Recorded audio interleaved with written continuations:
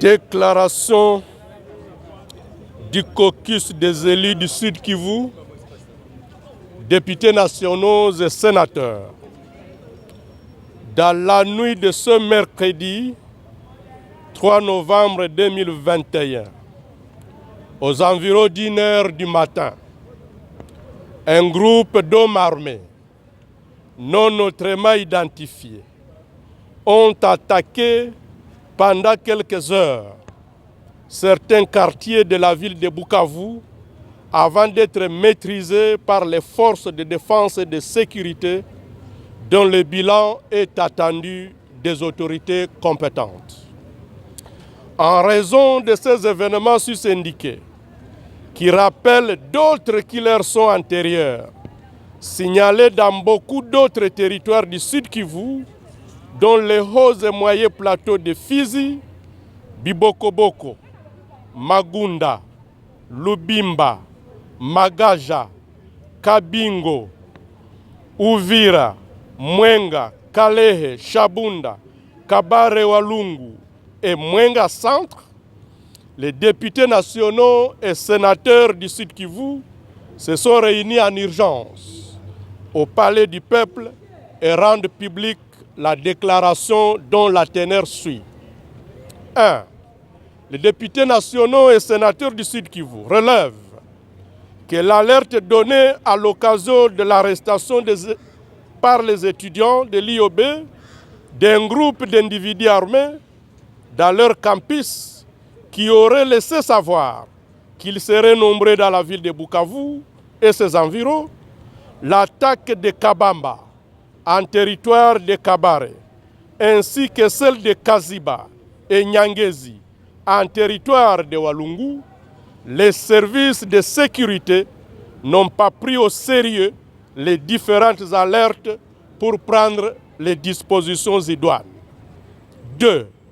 Les députés nationaux et sénateurs du Sud Kivu constatent un déficit de coordination de la communication entre l'autorité politique et celle militaire sur ces événements, en ce que l'une demande à la population de vaquer à ses occupations pendant que l'autre demande à la même population de rester chez soi.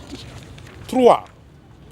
Les députés nationaux et sénateurs du Sud Kivu recommandent au gouvernement de la République de prendre les différentes alertes au sérieux, dans la mesure où la structure de ces groupes et leurs objectifs ne sont pas connus.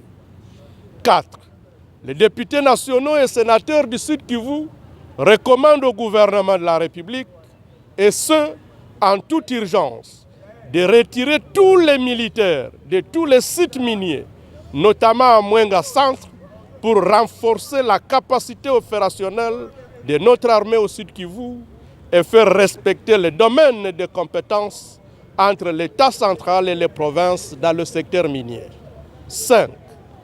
Les députés nationaux et sénateurs du Sud Kivu recommandent au gouvernement de mettre à la disposition des forces de défense et de sécurité du Sud Kivu tous les moyens matériels et financiers requis pour faire face à toute éventualité. 6.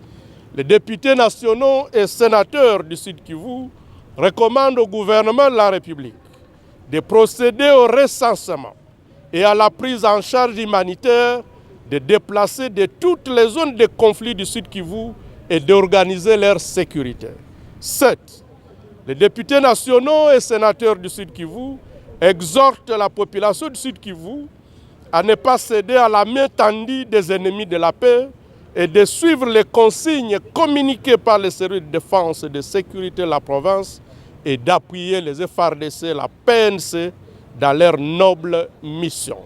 Enfin, les députés nationaux et sénateurs du Sud Kivu condamnent avec la dernière énergie cette barbarie et souhaitent qu'elle ne se répète plus jamais. Fait à Kinshasa, le 3 novembre 2021, les signataires, l'ensemble des députés nationaux et sénateurs du Sud Kivu. Je vous remercie.